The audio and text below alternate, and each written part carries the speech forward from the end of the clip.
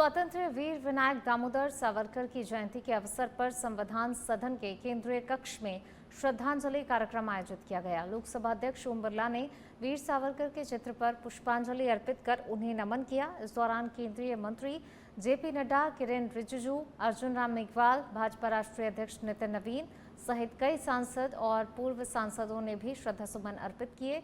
वीर सावरकर को भारत के स्वतंत्रता संग्राम के महान क्रांतिकारी, कवि, लेखक, समाज सुधारक के रूप में याद किया जाता है। उन्होंने ब्रिटिश शासन के खिलाफ युवाओं को संगठित करने और स्वतंत्रता की अलख जगाने में महत्वपूर्ण भूमिका निभाई थी। अंडमान की सेलुलर जेल में कठिन यातनाएं झेलने के बावजूद उनका साहस और राष्ट्रभक्ति अडिग रही। कार्यक्रम में उनके योगदान और देशभक्ति को याद करते हुए उन्हें भावभीनी श्रद्धांजलि दी गई।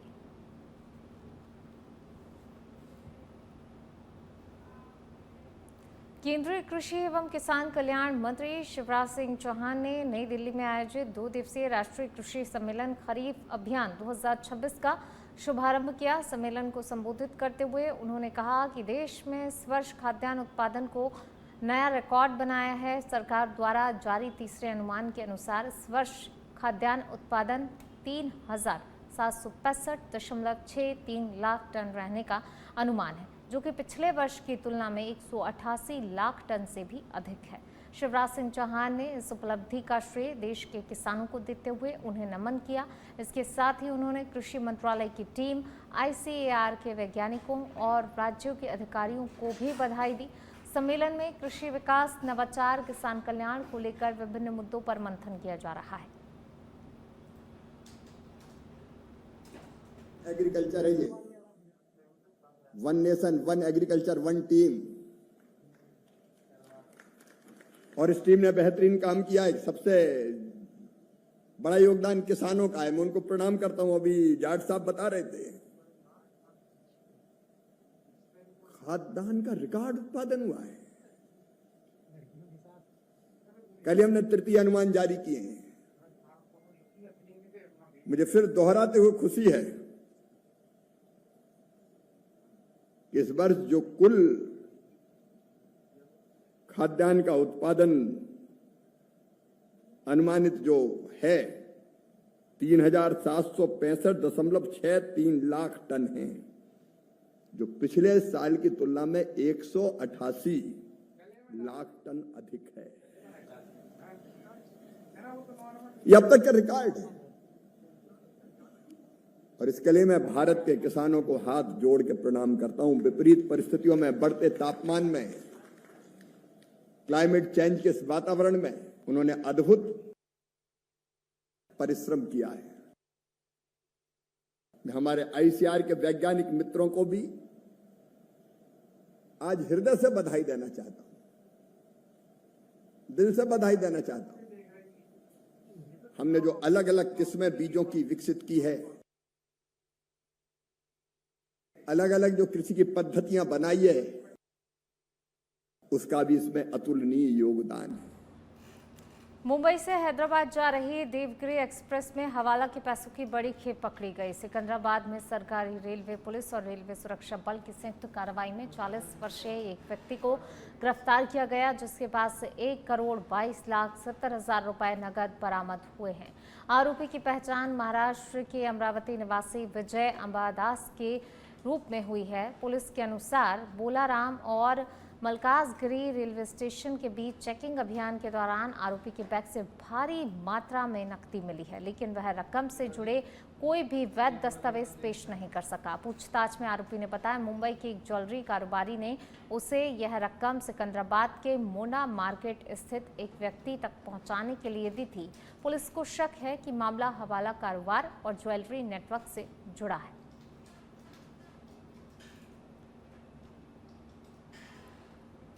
राजसमंद में उप मुख्यमंत्री एवं जिले के प्रभारी मंत्री प्रेमचंद बारवा ने जिला परिषद सभागार में जिला स्तरीय समीक्षा बैठक ली। बैठक में पेयजल, बिजली आपूर्ति, स्वास्थ्य सेवाएं, वंदे गंगा जल संरक्षण जन अभियान और राज्य सरकार की विभिन्न फ्लैगशिप योजनाओं की प्रगति की विस्तार से समीक्षा की। उप मुख्यमंत्री ने अधिकारियों को निर्देश देते हुए कहा कि गर्मी के मौसम में पानी और बिजली की सप्लाई में किसी भी प्रकार की लापरवाही बर्दाश्त नहीं की जाएगी और आमजन की समस्याओं का त्वरित समाधान सुनिश्चित किया जाएगा। बैठक में सांसद महिमा कुमारी मेवाड़, विधायक दीप्ति माहेश्वरी और विश्वराज सिंह मेवाड़ सहित कई जनप्रतिनिधि मौजूद रहे। इस दौरान जल जीवन मिशन, प्रधानमंत्री आवास योजना, आयुष्मान भारत और मुख्यमंत्री जल स्वावलंबन अभियान जैसी योजनाओं की भी समीक्षा की गई।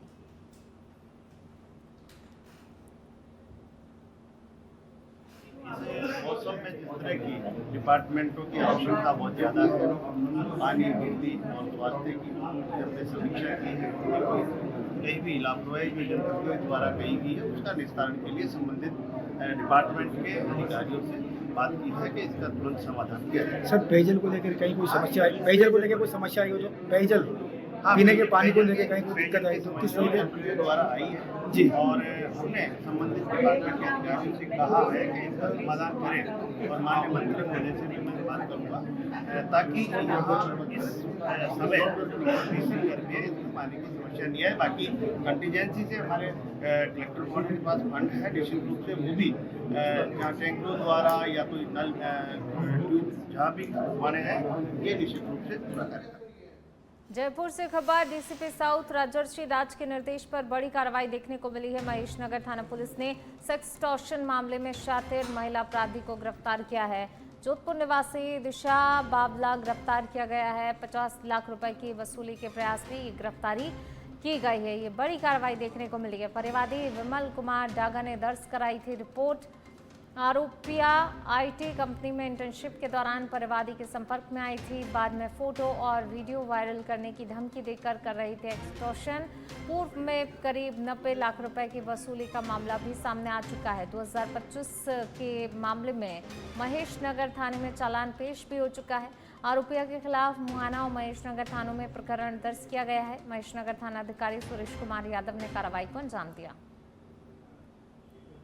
तो जयपुर से खबर आपको बता रहे हैं, शातिर महिला अपराधी को गिरफ्तार किया गया है। सेक्सटॉर्शन मामले में गिरफ्तारी हुई है। महिला की 50 लाख की वसूली का आरोप है। थानाधिकारी सुरेश कुमार यादव ने कार्रवाई की है। फोटो वीडियो वायरल करने की धमकी इसके द्वारा दी गई थी। महेश नगर थाना पुलिस की बड़ी कार्रवाई देखने को मिली है।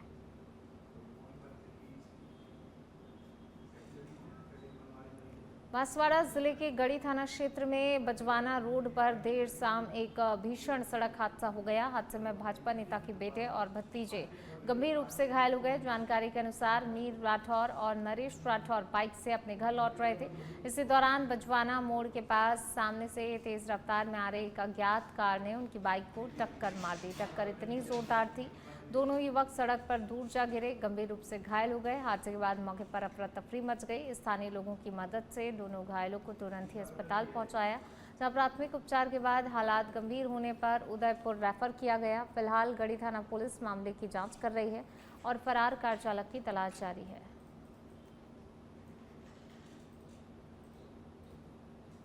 ये राठौड़ और नरेश राठौड़ बिमसोर के हैं, रहने वाले और हाल उनका माड़िया कॉलोनी से हैं।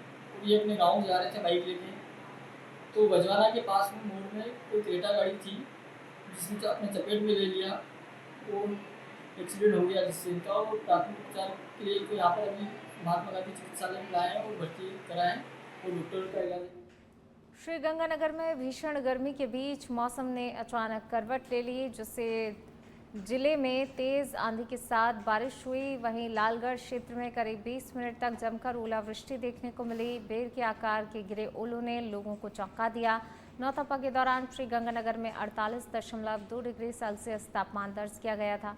भीषण गर्मी का प्रकोप लगातार बना हुआ था। अचानक बदले मौसम से लोगों को गर्मी से बड़ी राहत मिली। मौसम सुहावना हो गया। मौसम विभाग ने पहले ही येलो अलर्ट जारी किया था। बारिश और ओलावृष्टि के बाद कई इलाकों में तापमान में गिरावट दर्ज की गई।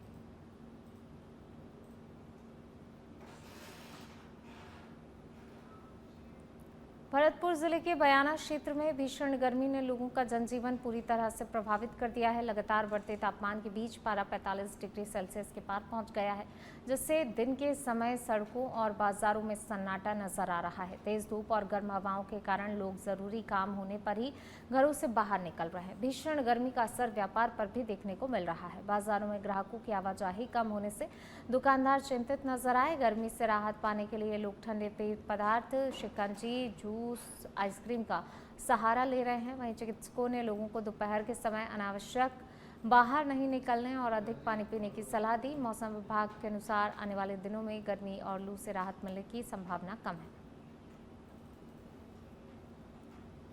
ने हालत खराब कर रखी है और लाइट वाले बिल्कुल लाइट नहीं दे रहे हैं उसमें, जबकि नौतपा चल रहा है मार्केट में। एक भी ग्राहक देखने को नहीं है। किसे कहते हैं ग्राहक, हम यहाँ सिर्फ ये है कि पानी पिला के किसी को कोई कैसे आता है उसको पानी पिला के राहत दे रहे हैं। और गर्मी ने इतनी हालत खराब कर रखी है कि हमारी बिल्कुल हालत ही खराब है। इससे बचने के लिए हमने स्वाप ही बांध रखी है और अपने मतलब यहाँ सभी के लिए इतना कर रहे हैं कि हाँ थोड़ा सा राहत मिल जाए।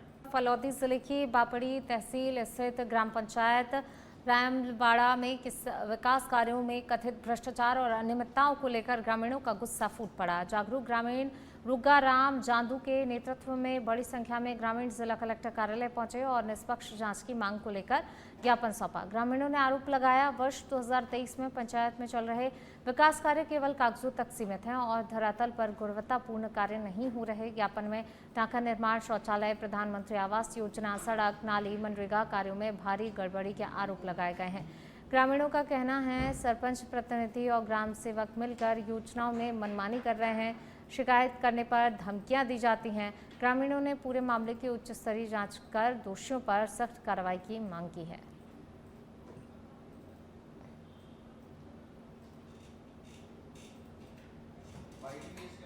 सरपंच प्रतिनिधि है वो खुलेआम पैसे मांगा है, मेरे पास सबूत भी है, उसकी रिकॉर्डिंग भी है और खुलेआम पैसे मांग रहे हैं। जो भी काम होता है वो धरातल पे नहीं होता है, कागज में भी होता है। किस चीज के पैसे मांगे आपसे?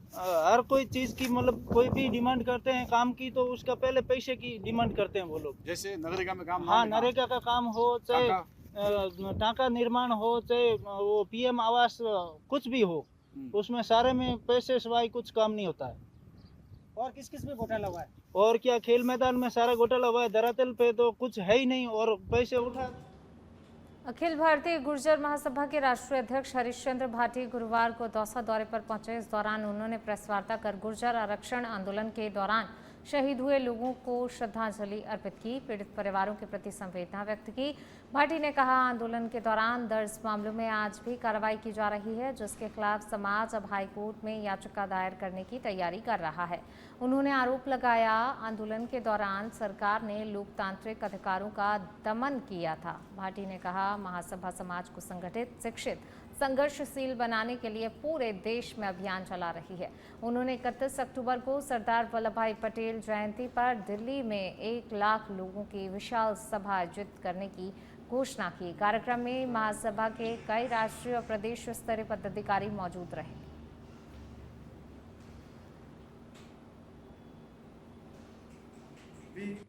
हाई कोर्ट में रिट दायर करेंगे, यहाँ के लोगों की परिवारों की सहमति लेकर अगर वो चाहेंगे तो हम भी काउंटर 1 FIR इस आधार पर दायर करेंगे कि निहत्थे लोगों पे गोली चलाने का अधिकार संविधान नहीं देता और हमें अपने आंदोलन करने के अधिकार थे और सरकार ने हमको आंदोलन से जो हमारा एक आज़ादी का मुद्दा था धरने का, उसको विघन डालने के लिए गोली चला करके समाज को हतोत्साहित करने का काम किया। महासभा इन सब क्षेत्रों में काम करेगी, समाज को संगठित करने में, शिक्षित करने में, संघर्ष करने में। और महासभा का नारा है कि शासक बनो, तो महासभा इस नारे को लेकर देश में भ्रमण कर रही है। और 31 अक्टूबर सरदार पटेल जो शिल्पी थे और गुर्जर समाज के ही वो वंश के थे, उनकी जयंती पर लाल किला रामलीला ग्राउंड वो 31 अक्टूबर को 1 लाख लोगों का एक नगर बसाया जाएगा गुर्जर साम्राज्य और शासक करने के लिए। और हम सरकारों को, राजनीतिक दलों को इस बात के लिए दबाव बनाएंगे कि गुर्जर समाज की जो उपेक्षा आज राजनीतिक क्षेत्र में लगातार हो रही है उसमें भागीदारी।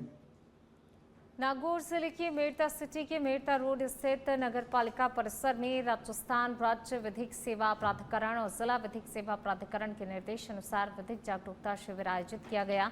शिविर में सचिव संजय कुमार मालविया ने आमजन को ह्यूमन वाइल्ड लाइफ कॉन्फ्लिक्ट योजना के बारे में जानकारी देते हुए बताया, वन्यजीव हमलों से पीड़ित लोगों को इस योजना के तहत निःशुल्क विधिक सहायता और शीघ्र मुआवजा दिलाने में मदद की जाती है। उन्होंने बताया, पीड़ित व्यक्ति जिला विधिक सेवा प्राधिकरण से संपर्क कर योजना का लाभ ले सकते हैं। शिविर में नालसा जागृति सुरक्षित बचपन सुरक्षित भविष्य अभियान के तहत पॉक्सो अधिनियम 2012 और बाल संरक्षण से जुड़ी महत्वपूर्ण जानकारियां भी दी गई। इसके अलावा वरिष्ठ नागरिक अधिकार भरण पोषण अधिनियम, रोडवेज स्मार्ट कार्ड योजना और विभिन्न जन कल्याणकारी योजनाओं के बारे में भी लोगों को जागरूक किया गया।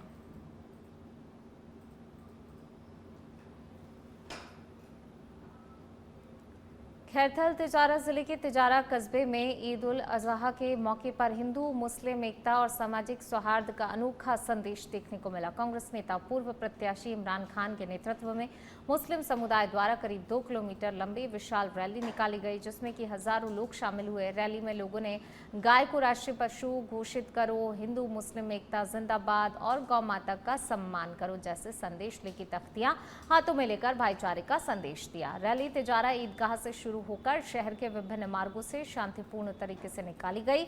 सभा को संबोधित करते हुए इमरान खान ने कहा, हिंदू समाज गाय को माता मानता है, इसलिए उनकी भावनाओं का सम्मान करना सभी की जिम्मेदारी है। उन्होंने देश में सामाजिक सौहार्द बनाए रखने और सभी धर्मों के सम्मान की बात कही। नहीं है, ये संवैधानिक सांकेतिक रूप में सरकार को चेताया जा रहा है कि गाय माता करोड़ों लोगों की आस्था का विषय है और उसमें करोड़ों लोगों की आस्था है।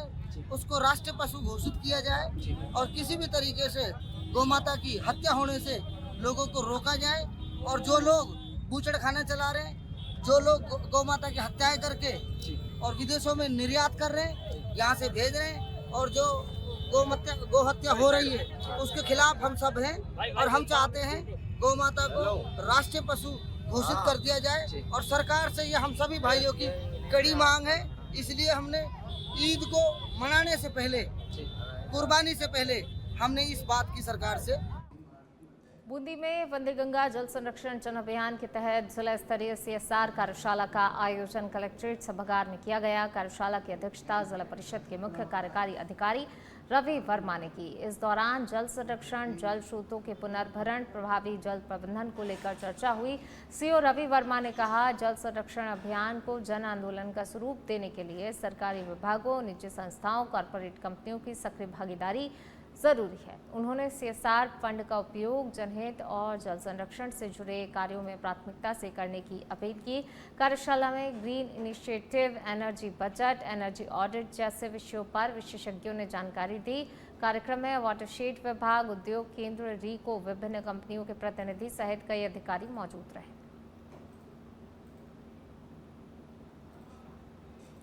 जयपुर से खबर, मुख्यमंत्री भजनलाल शर्मा ने किया सचिवालय परिसर में 181 संपर्क हेल्पलाइन का औचक निरीक्षण। राजस्थान संपर्क हेल्पलाइन 181 केंद्र की कार्यप्रणाली की समीक्षा की। शिकायत निस्तारण प्रक्रिया की अधिकारियों से विस्तृत जानकारी ली है। मुख्यमंत्री ने वहीं आम नागरिकों से सीधा संवाद कर उनकी समस्याएं भी सुनी हैं। शिकायतों के त्वरित, पारदर्शी और गुणवत्तापूर्ण निस्तारण के निर्देश दिए हैं। जनहित कार्यों में किसी भी तरह की लापरवाही पर सख्त रुख अख्तियार किया गया है। हेल्पलाइन 181 को जनता के लिए सबसे मजबूत राहत माध्यम बताया है। सरकार ने त्वरित समाधान, पारदर्शिता पर जोर दिया है। तो देखिए, सचिवालय परिसर में कार्यप्रणाली की समीक्षा की गई। नागरिकों से सीधा संवाद भी यहाँ पर मुख्यमंत्री ने किया। शिकायतों के गुणवत्तापूर्ण निस्तारण के निर्देश तमाम अधिकारियों को दिए कि जो भी समस्याएं आती हैं उनका त्वरित समाधान किया जाए और साथ ही ये भी साफ तौर पर एक बार फिर संदेश देते नजर आए हैं मुख्यमंत्री की लापरवाही बिल्कुल भी बर्दाश्त नहीं की जाएगी। खासतौर से जनहित के जो कार्य हैं उनमें लापरवाही बिल्कुल भी बर्दाश्त नहीं होगी। ये साफ संदेश मुख्यमंत्री ने दिया है।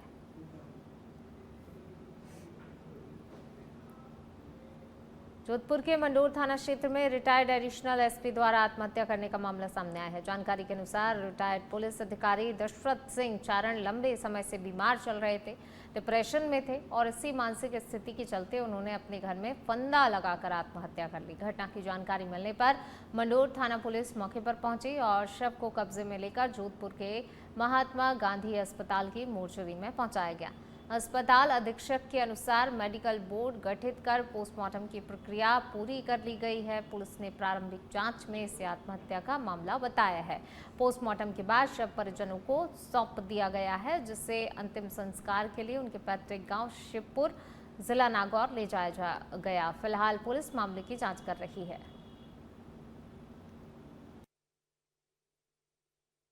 सिंह जी चारण नाम था इनका। ये पुलिस में एडिशनल एसपी के पद से रिटायर हुए थे 2 साल पहले जयपुर रहते थे, सोडाला क्षेत्र में।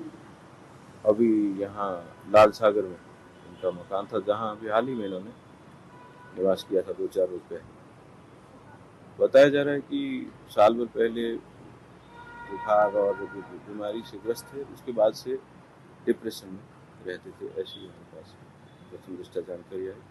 आज दिन में दोपहर 3-4 बजे के आसपास घर में ये अकेले थे।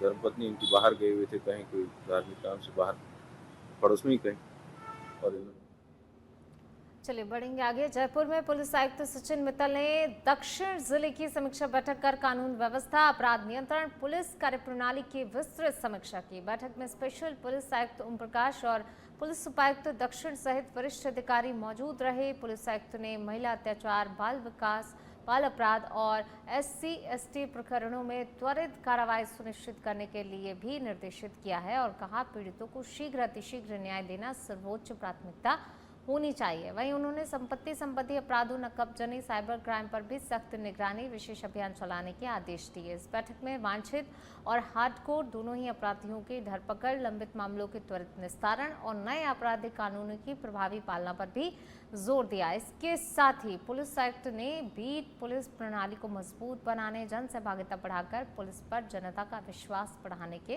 निर्देश दिए।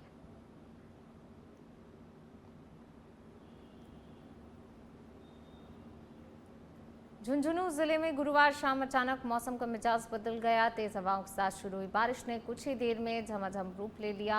शहर और आसपास के कई इलाकों में चने के आकार के ओले गिरे, जिससे लोगों को भीषण गर्मी से बड़ी राहत मिली। दिन भर तेज धूप और उमस के बाद बदले मौसम ने वातावरण को सुहावना बना दिया। पिछले कई दिनों से झुंझुनू और पूरे शेखावाटी क्षेत्र में नौ तपा के दौरान तापमान 46 डिग्री सेल्सियस से ऊपर पहुंच रहा था, जिससे जनजीवन प्रभावित था। ऐसे में अचानक हुई बारिश से लोगों ने राहत की सांस ली। वहीं मौसम विभाग ने 30 मई तक के लिए ऑरेंज अलर्ट जारी किया है और मेघ गर्जन, वज्रपात, तेज आंधी की चेतावनी दी गई है। फिलहाल लोग बदलते मौसम से राहत महसूस कर रहे हैं।